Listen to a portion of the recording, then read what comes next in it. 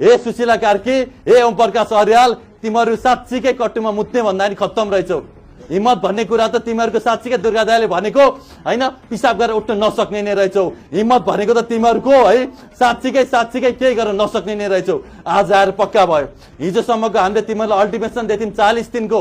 40 दिनमा माको मारौला कि, एउटा लामखुट्टे भए पनि मारौला कि, एउटा भए पनि केही गरौला कि?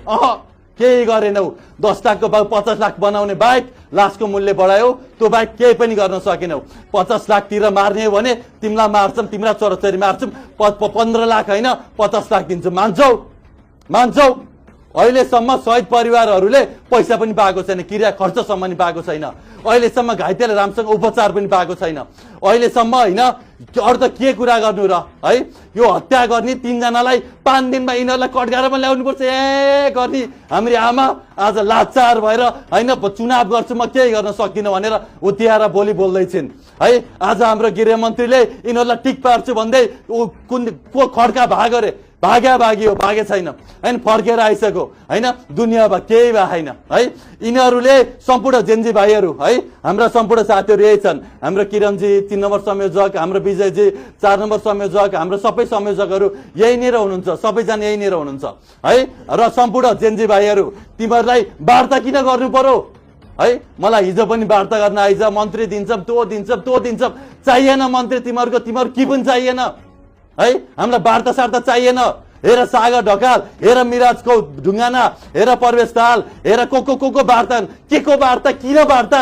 कुर्कोला र हत्यारालाई कारबाही गर न। यत्रा मिडिया चाहिँ हजुरहरूले देखाउनु न हामीलाई, हामीले देखिहाल्छौँ नि है। कुर्को लाएर एउटा भ्रष्टाचारको छानबिन गर न, भइहाल्छ नि। अन्तरिम संविधान लेख्ने कसले रोक्यो है? हाम्रो चाहिँ टिम छ, यहाँ सकेर अर्को प्रोग्राममा जाँदैछु। हाम्रो संविधान रेडी भइसकेको छ, के गर्ने, कसो गर्ने, कहाँनिर गर्ने भनेर है।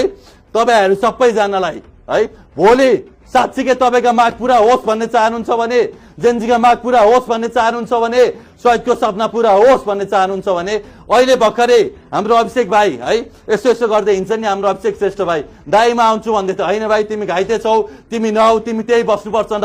त्यही बसेछन्। अहिले बिचरा घाउमा इन्फेक्सन भएको छ, भित्रको हड्डी 4 ठाउँमा भाँचिएको छ, टुक्रा भएको छ। बिचरा हाम्रो प्रकाश बोहरा भाइ, जसको जुत्ता हो है, उसको नसा छुट्टिएको छ।